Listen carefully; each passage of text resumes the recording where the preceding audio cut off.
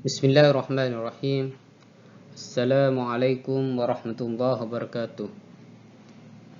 Alhamdulillah wa syukurillah wassalatu wassalamu ala Rasulillah Muhammad al-Fatih an-Nasir as-Sabiq al-Huda ila siratil mustaqim. Wa na'udzu billahi min syururi anfusina wa min sayyiati a'malina man yahdihillahu fala mudilla lahu wa man yudlil fala hadiya lahu. Amma ba'du. Yang saya hormati dosen pembina kami Dr. Arfan Muammar, Magister Pendidikan Islam, dan para teman-teman seperjuangan program Magister di Universitas Muhammadiyah Surabaya. Saya Muhammad Mujib akan mempresentasikan sebuah makalah dengan judul Pola Pendidikan Islam Periode Dinasti Bani Umayyah. Awal mula dinasti Umayyah yaitu berawal pada tahun 661 sampai 750 Masehi, yaitu berada di Jazirah Arab, dan selanjutnya tahap kedua dinasti Umayyah pada tahun 756 sampai 1031 Masehi. Terletak di kota Spanyol, Cordoba. Adapun sebab terbentuknya dinasti Umayyah yaitu disebabkan adanya perang sivil antara Muawiyah bin Abi Sufyan dengan Sayyidina Ali karramallahu wajhah, yang mana hal itu Muawiyah bin Abi Sufyan menuntut pada Sayyidina Ali karramallahu wajhah untuk menahani dulu membunuh Sayyidina Utsman bin Affan. Sedangkan pendirinya dinasti Umayyah, beliau itu adalah Muawiyah bin Abi Sufyan, yaitu beliau lahir pada tahun 602 sampai 680. Jadi kira-kira umur beliau itu adalah 77 tahun sampai 78 tahun, sekitar begitu. Siapakah beliau? Muawiyah bin Abi Sufyan. Beliau itu adalah sahabat Nabi Muhammad sallallahu alaihi wasallam, dan juga merupakan saudara tiri dari Ummu Habibah Ramlah, yaitu istri dari Nabi Muhammad sallallahu alaihi wasallam. Sesungguhnya kalau kita lihat Bani Umayyah, yang menjadi pemimpin pertama kali itu adalah Utsman bin Affan. Cuman beliau itu masa kepemimpinannya itu disebut Khulafaur Rasyidin, sehingga bukan dinasti. Selanjutnya pemimpin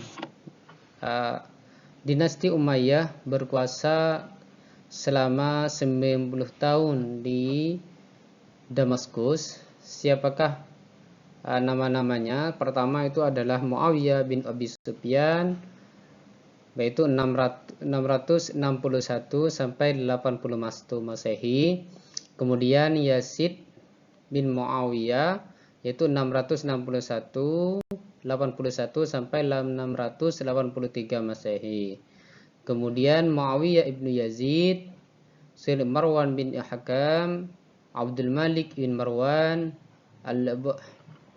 Al-Walid ibnu Abdul Malik, Sulaiman ibnu Abdul Malik, Umar bin Abdul Aziz, Yazid ibnu Abdul Malik, Hisham ibnu Abdul Malik, Walid ibnu Yazid, Yazid ibnu Walid, Ibrahim ibnu Malik, Marwan ibnu Muhammad. Adapun Khalifah Bani Umayyah yang tergolong menonjol adalah Muawiyah bin Abi Sufyan. Seperti dalam sejarahnya, beliau itu sangat luar biasa untuk memperluas dalam Islam. Abdul Malik bin Marwan sangat luar biasa. Terus Abdul Malik Umar bin Abdul Aziz, beliau itu adalah kan pemimpinnya 700 sampai 17 sampai 720. Jadi pemimpinnya itu beliau itu cuma 3 tahun. Cuman yang paling kita kenang sampai sekarang itu adalah masa beliau itu adalah penulisan yang namanya penulisan hadis Nabi Muhammad sallallahu alaihi wasallam. Sehingga pada masa beliau banyak muhaddis.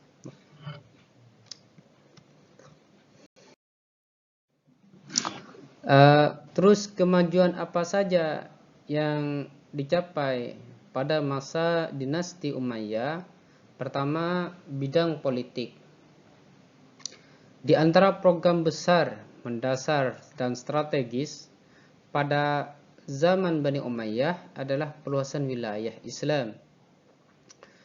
Luasnya itu pertama itu mencakup sampai Tunisia, terus Kazakhstan, sampai Sungai Aus, terus Afghanistan hingga ke Kabul. Jadi perluasan Islam pada masa Umayyah memang sangat nyata.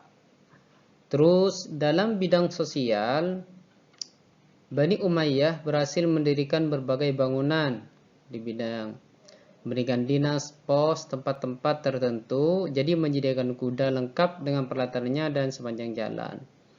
Jadi dalam bidang sosial, beliau itu mulai dari infrastruktur jalan sampai bangunan-bangunan mustashfa, bahkan tempat-tempat madrasah, pendidikan dan sebagainya sudah disediakan.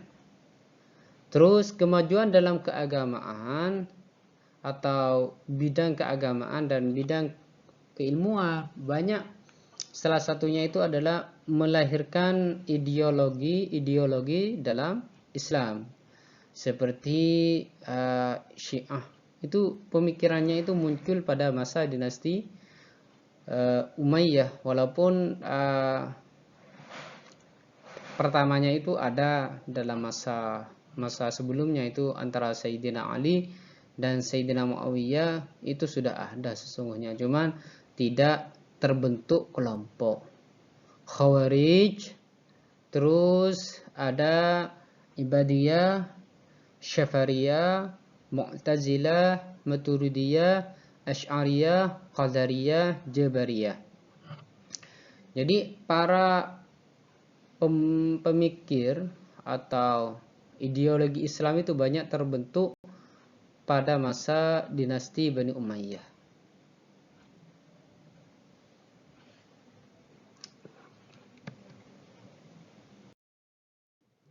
Pola pendidikan dan bentuk-bentuk pendidikan dalam dinasti Umayyah.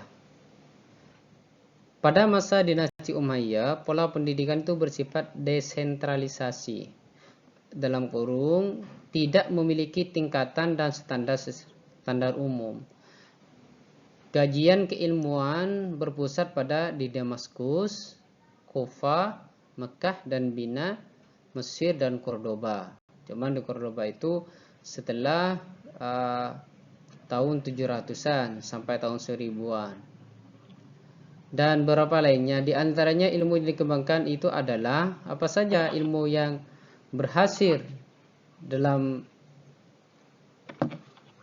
itu ilmu kedokteran. Jadi banyak ilmu kedokteran yang dilahirkan dalam masa dinasti Umayyah, juga ada ilmu filsafat seperti yang melahirkan kaum Mu'tazilah dan sebagainya, itu berangkat dari filsafat. Dan kok astronomi dan perbintangan dan ilmu pasti kayak ilmu al-hisab dan sebagainya. Terus ilmu sastra. Sedangkan pola pendidikan periode Umayyah telah berkembang lihat aspek pengajarannya, meskipun sistemnya masih sama dalam masa Nabi Muhammad sallallahu alaihi wasallam dan masa Khulafaur Rasyidin. Cuman pada masa ini peradaban Islam bersifat internasional yang meliputi 3 benua, yaitu Eropa, Afrika, Asia. Jadi walaupun sistemnya sama, mungkin sistem kajian, sistem majelis, cuman pendidikannya itu masyhur di semua benua. Jadi sudah menjadikan dalam memberikan pelajaran dan sistem kutab pada masa Khulafaur Rasyidin, gurunya tidak dibayar. Sedangkan pada masa Bani Umayyah, guru itu dibayar, apalagi orang-orang yang mengajar putra dari kerajaan. Itu adalah untuk menghormati jasa-jasa guru. Sedangkan visi misinya, walaupun secara tertulis itu tidak ada, namun dapat kita pelajari dalam buku-buku sejarah bahwa dalam dapat petunjuk bahwa visinya adalah unggul dalam ilmu agama dan umum sejalan dengan kebutuhan zaman. Jadi banyak yang selain itu kita sudah menemukan bahwa agamanya berjalan juga pada menyesuaikan dengan zaman. Sedangkan misinya itu adalah, yang pertama itu adalah menyelenggarakan pendidikan agama dan umum secara seimbang. Jadi bukan hanya dipelajari tentang Al-Quran dan hadis, sunnah dan fikih dan tasawuf dan sebagainya, juga dipelajari ilmu umum yaitu ilmu sosial, misalnya ilmu hisab, ilmu kedokteran. Terus kalau seandainya ada pada masa itu ilmu teknologi juga diajari. Yang kedua, melakukan penataan terhadap keadaan aspek pendidikan, yaitu ditata. Yang paling penting itu adalah mestinya memberikan pelayanan pendidikan pada seluruh wilayah Islam secara adil dan merata. Jadi pendidikan itu rata, mulai dari kota sampai dari pedesaan, itu semuanya sama. Itu langsung dikoordinir oleh pemerintahan pusat. Menjadikan pendidikan sebagai penopang utama kemajuan wilayah Islam. Jadi bahwa kemajuan Islam itu bukan didasarkan atau kemajuan negara itu dibentuk dari sebuah kualitas pendidikan di dalam, bukan dari infrastruktur, bukan dari pintar debat, tapi dimulai dari pendidikan. Memberdayakan masyarakat agar dapat memecahkan masalah sesuai dengan kemampuannya sendiri. Jadi semua permasalahan di masyarakat itu masyarakat sudah punya bekal diri sendiri, karena sudah ada istilahnya guru yang membimbing dalam setiap kota dan juga ada guru-guru yang lain, sehingga masyarakat mungkin sudah tahu mana yang benar dan mana yang salah.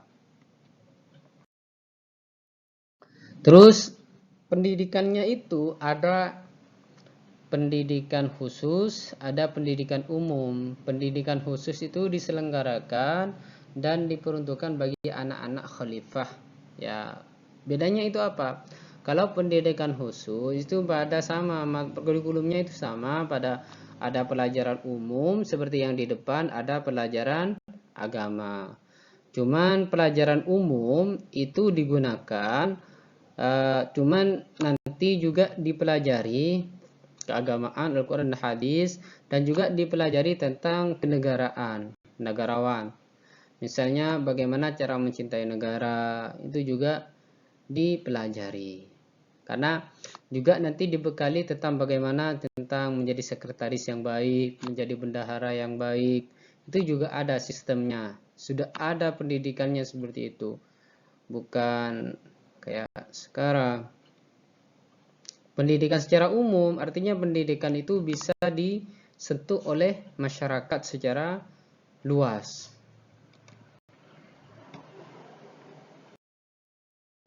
Terus kurikulumnya apa saja sih? Ya sama. Pertama kurikulumnya itu Al-Quran, ilmu agama. Kurikulum yang dipakai itu adalah Al-Quran, hadis, fikih, sejarah, dan sebagainya.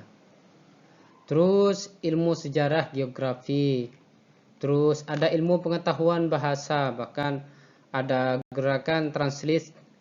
Bilbi itu adalah bahasa Arab dan bahasa Nahwu. Itu banyak seperti terbentuknya titik, harkah, itu pada masa dinasti Umayyah. Dan juga ada istilahnya ilmu filsafat. Ilmu filsafat itu ya ilmu mantik dan sebagainya, astronomi. Selanjutnya bentuk-bentuk pendidikan dinasti Umayyah. Ada pendidikan istana, pendidikan badi'ah. Pendidikan istana itu adalah pendidikan tidak hanya tingkat rendah, tetapi berlanjut pada pengajaran tingkat tinggi. Bagaimana halaqah, terus halaqah masjid, madrasah, guru. Istana dinamakan mu'addib. Tujuannya pendidikan istana bukan saja mengajarkan ilmu pengetahuan. Mu'addib harus mendidik kecerdasan hati dan jasmani anak. Jadi kalau pendidik istana itu ada dua tugasnya guru yang paling mendasar. Pertama itu harus mencerdaskan IQ-nya, dan yang kedua itu adalah bagaimana cerdas hatinya dan juga mengamalkan. Jadi istilahnya itu touch heart, menyentuh hatinya, terus baru menyentuh pikirannya, touch Brian, baru action. Badi'ah itu apa sih badi'ah?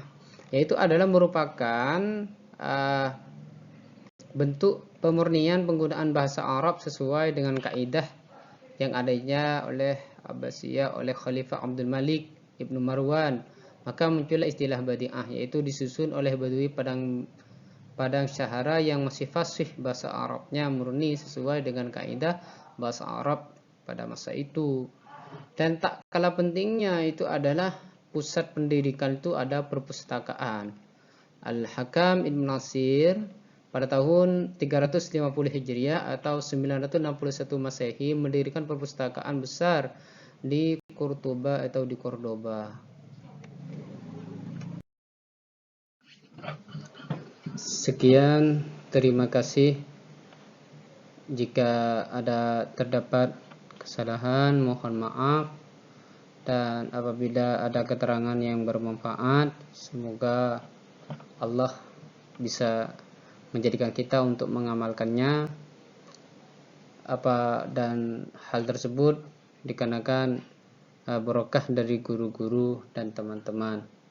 Idza wajadtum minni khata'an aw muhti'an al-'afwu minni. Wassalamualaikum warahmatullahi wabarakatuh.